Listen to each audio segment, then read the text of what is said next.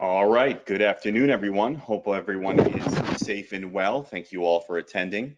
My name is Andreas Fitsarakis, and I am the Director of Broadband at Select Spectrum.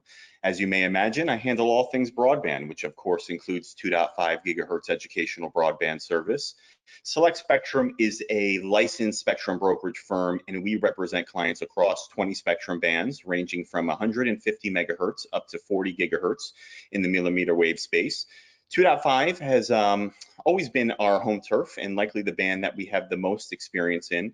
The goal of Select Spectrum throughout the years has been to maximize the value of held spectrum assets for our clients. Traditionally, we have always represented educational institutions and nonprofit educational organizations to assist them in obtaining the very best value for their licenses.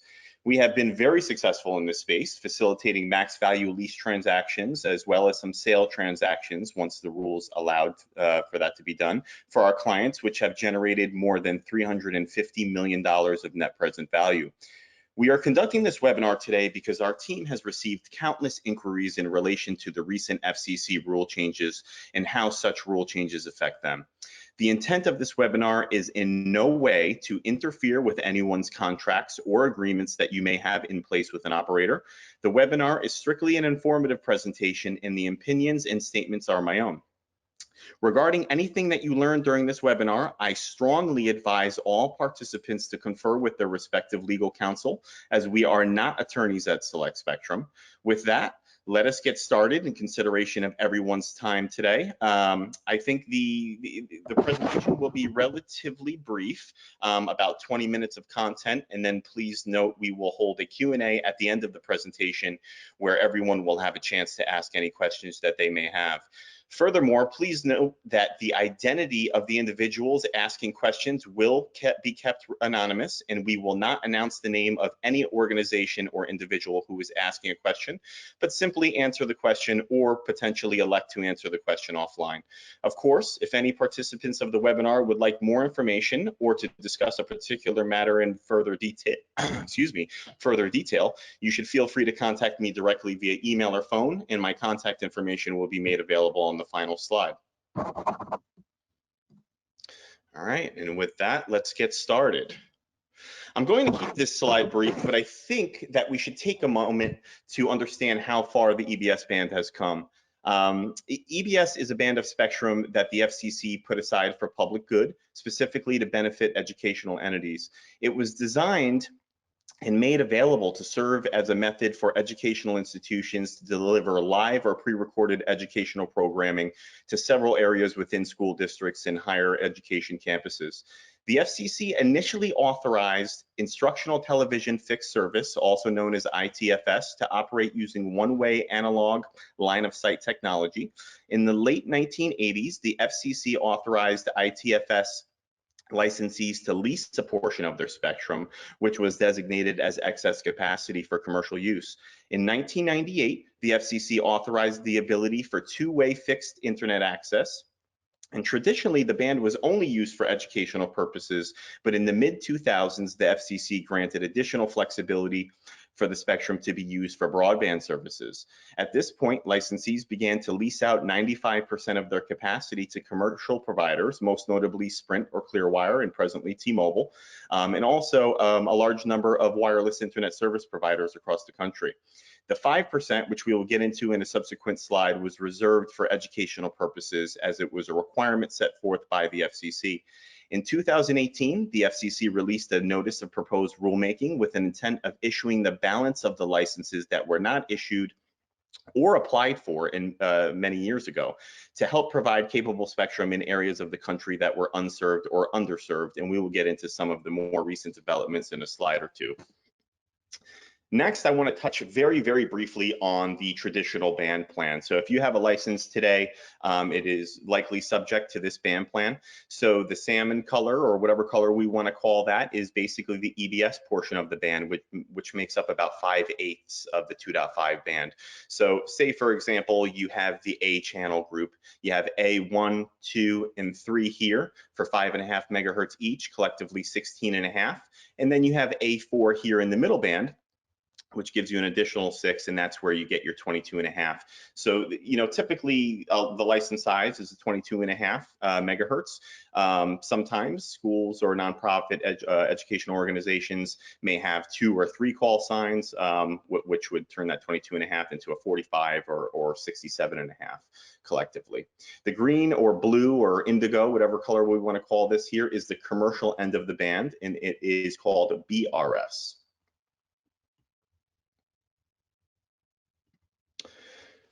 Now let's jump into some of the most recent developments. Per the prior slide, in April of 2018, the FCC released a notice of proposed rulemaking proposing a few different things. The first was a priority filing window for existing EBS licensees, granting the opportunity for licensees to expand their licenses geographic service area, also known as GSA, out to county borders. This was referred to as the rationalization window. The second priority filing window was for accredited educational institutions to apply for EBS licenses if they did not already hold one, and of course, if the capacity was available in that particular area. Lastly, the third proposed window was for tribal nations to apply for licenses in areas. After these 3 windows concluded, the FCC's proposal was to issue the balance of unissued licenses via competitive bidding in the FCC auction. In July of 2019, the FCC ended up adopting new rules in its report and order. The R&O eliminated the idea of rationalizing existing EBS licenses, GSAs, as well as eliminated the idea of a filing window for educational institutions that did not currently hold a license. The report and order did provide a window for tribal nations to apply for licenses that would conform to tribal lands, and that window is actually active right now. Subsequent to the tribal window would be an overlay auction where the FCC would conduct a competitive bidding auction to issue the balance of the spectrum that was not issued over 25 years ago. On April 27th, 2020, the FCC implemented the new rules adopted in the 2019 report and order, which ultimately commercialized the band, and we will get into some of the most notable changes. But first, let's take a quick look at the new band plan for the 2.5 band and understand how it differs from the last slide that we went over.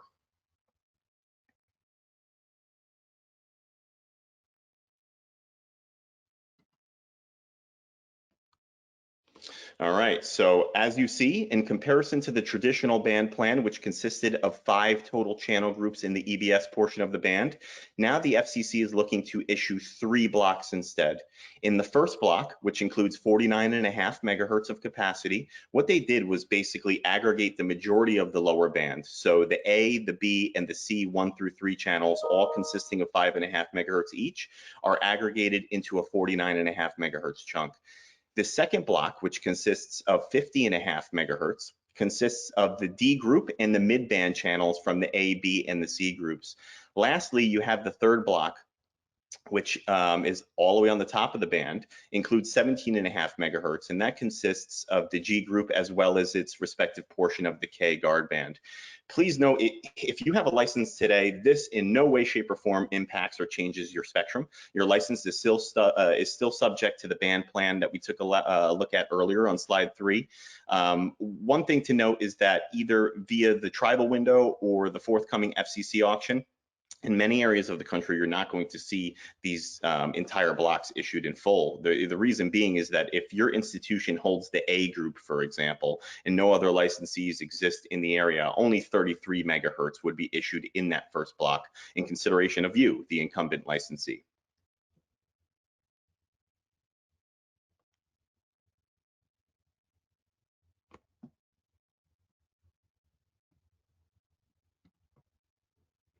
Okay, so now for pretty much the purpose of this whole presentation, per my prior statement during the intro of this presentation, we have been receiving handfuls of inquiries on a very frequent basis as licensees are trying to understand what these new rule changes mean for them. What new opportunities do these new rules create? Again, and I want to reiterate, everyone's agreement may be different, And I strongly suggest that you discuss all such opportunities and capabilities with your legal counsel. I am not an attorney, unfortunately, and am not in a position to give legal advice. Furthermore, once again, the intent of this presentation or information given is not to interfere with any contract you may have with your lessee if you are currently in an agreement. I also welcome any of you to contact me directly if you would like to discuss any of these items in greater detail. Let's take a look at the changes that were made by the FCC. So one of the things the FCC did with an ultimate goal of commercializing the band was the elimination of educational eligibility. As you're all likely aware of, prior to the implementation of these rules, the only way you could directly hold or own one of these licenses was to be an educational institution or a nonprofit educational organization. With the elimination of educational eligibility, EBS licensees are granted the flexibility to assign or transfer EBS licenses freely to a commercial party as long as they respect and adhere to the lease terms if one is in place. Secondly, the FCC eliminated the educational reservation requirement. So what this means is that no longer does a portion of the capacity need to be reserved for educational purposes. One thing to note, and again, speak with your attorney if you have a contract that provides educational services, this rule change does not mean that you no longer have access to these educational credits. Basically, what it means is that going forward, no longer does a lease have to include the provision to be in compliance with the FCC. And furthermore, in the event that a commercial party directly holds these licenses, they do not need to reserve a portion of the capacity for educational purposes. Lastly, the FCC removed the max lease duration, which was once 30 years. That being said, the rules now allow for a lease of any duration and a perpetual lease for that matter. So what does this all mean for EBS licensees? I think it's probably becoming obvious that the new flexibility implemented by the FCC produces the ability to EBS licensees to sell their license and take advantage of current market conditions. The 2.5 gigahertz band has finally been receiving the spotlight and the recognition that I think it deserves, as it's referred to as the sweet spot mid-band spectrum, meaning that the propagation and the capacity of these licenses are critical to 5G and future innovative technologies. Naturally, this also affords the opportunity to receive a larger sum of money now in comparison to receiving small royalty payments over the balance of the term. Again, I'm going to reiterate, you should consult your legal counsel before deciding to explore this opportunity, as every lease is different.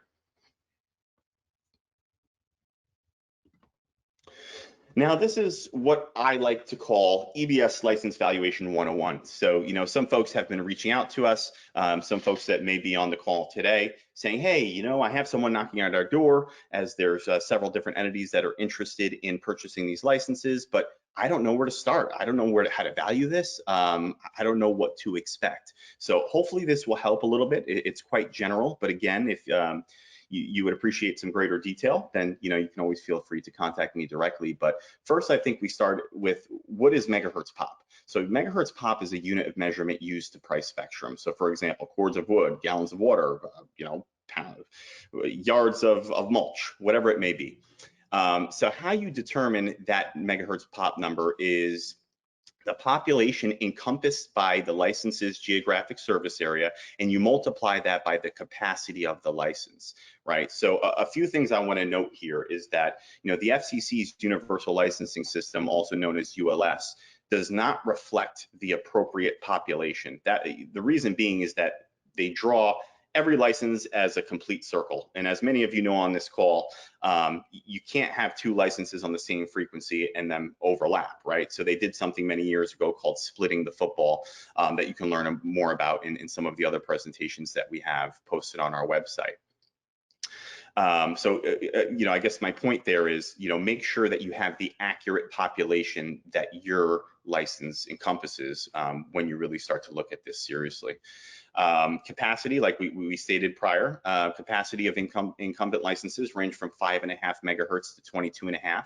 So if you have a 5.5 megahertz channel, maybe you only have one channel, A1 in the lower band, or if you have 6 megahertz, you may have A4 in the middle band. But typically, licensees have the full 22.5 megahertz, so the complete channel group.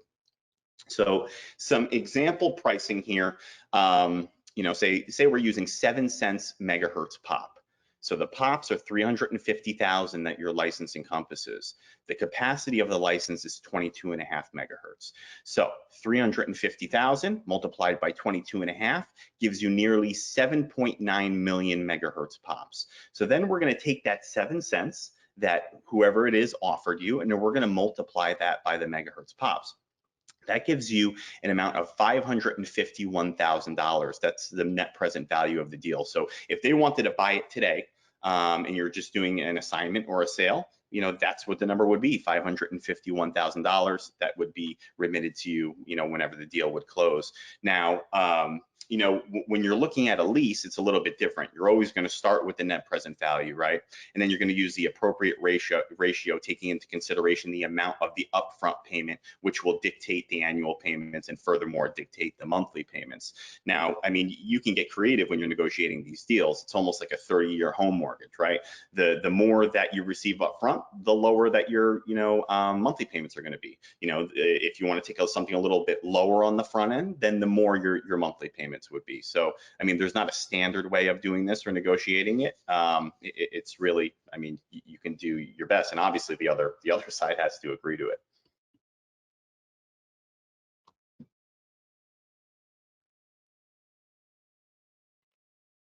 All right, so the big question, this is the question that we get most frequently, almost on a daily basis. So, you know, should I sell my license? If not, then why not? And if so, how much? So let's talk about some of the pros and cons here, as there's pros and cons to everything, right? So, I mean, the pros are the security of ongoing payments, right? You're gonna get that lump sum, that net present value of your remaining payments, plus a number for the residual value for the license, which we're gonna speak about in a minute. And it's basically additional security. You have all your money, and you know, you're basically maximizing the payment, especially considering the current outlook on mid-band spectrum, right? The prices have certainly grown significantly higher as of recent in comparison to, say, 2 or 3 years ago. So it could be, you know, a very good time to make a deal for the spectrum. The cons, obviously, if you sell the licensee loses the license and the educational benefits that come with it. And also, you know, taking a slight risk in the event that there's a potential future increase. So, you know, that's just something, unfortunately, I don't have a crystal ball, and I don't think anyone does. We don't know what this spectrum is going to be worth in the future. It could be worth much more, or it can be worth much less. You know, the only thing we do know is that values are very high at the very moment. So let's just take a look at this example here and just run through this for a minute. So the assumptions with this exercise here is it was a 30-year lease. The lease commenced in 2005, meaning that it would have an expiration date of 2035, 22.5 megahertz full channel group, 750,000 pops, you know, 750,000 people covered by the license, which gives you nearly 16.9 million megahertz pops using a 10% discount rate, which is pretty customary in this band. This is the schedule of the remaining payments. So when we NPV the remaining payments, it's basically 17.5 cents left on this, giving an NPV of the remaining payments a little over $2.9 million. As you can also see here in the schedule, that the payments seem to jump a bit. That's because there's a 3% annual escalator in this example. So I think that's where we start when you're looking to value your license. What's the NPV of the remaining payments? We did exactly that. Now, what's slightly a little bit more tricky, it's a bit easier for us to do in our business because we have the comps and the comparisons, considering all of the transactions that we facilitated, is determining what's the residual value, right? What's this license worth at the end of the term when it's no longer leased, right? And you have to figure that in. So, you know, basically, I think there's a few ways to skin the cat. But one method that we've been looking at is basically you determine the NPV of the payments, which is pretty simple and pretty easy. And to determine the residual value, basically you're going to say, okay, you know, what's this license worth unencumbered and unleased at the end of the term? Let's say, for example's sake, it's 20 cents megahertz pop. So you're going to take that 20 cents, you're going to multiply it by the megahertz pops here, which is roughly, you know, 16.9 million. And that's going to give you a big number, right? But then what you have to do is you're going to discount that number back to today. And then a summation of your remaining, the NPV of your remaining payments and that future value, if you will, discounted back today, should be somewhere in the realm of what that purchase price should look like. A few considerations with regard, people ask for our advice, and I think it's completely dependent on the individual licensee and their financial situation or needs. Consider other considerations may include the operator's need for 2.5 at the lease expiration date. You definitely want to take a really hard look at the discounted cash flows plus the end of lease value. You certainly do not want to sell your license just for the net present value of the remaining payments, because those are coming to you anyway, right? You want to make sure that you get that residual value as well to make sure it's a square deal. The individual market is something else that you should surely look at, right? Population increases, right? There's many markets that 15 years ago, the people weren't moving there as much as they are today. So, some shifts there. I would certainly take a look at that. And of course, I would also consider the time value of money. So I think I stuck to my promise. I wanted to keep this presentation relatively brief, and it looks like I landed right within my time allotment. So at this point, I would like to open up the floor for any questions. One other thing I would say is, like I said, the FCC is providing the flexibility for EBS licensees. Again, all contact info is here. We have another, make sure to check out our website as well as our YouTube page. We have a bunch of other informative webinars if you're interested in any other subjects regarding 2.5 or any other frequencies for that matter. Again, thank you very much. I hope you have a great rest of the week and a great weekend.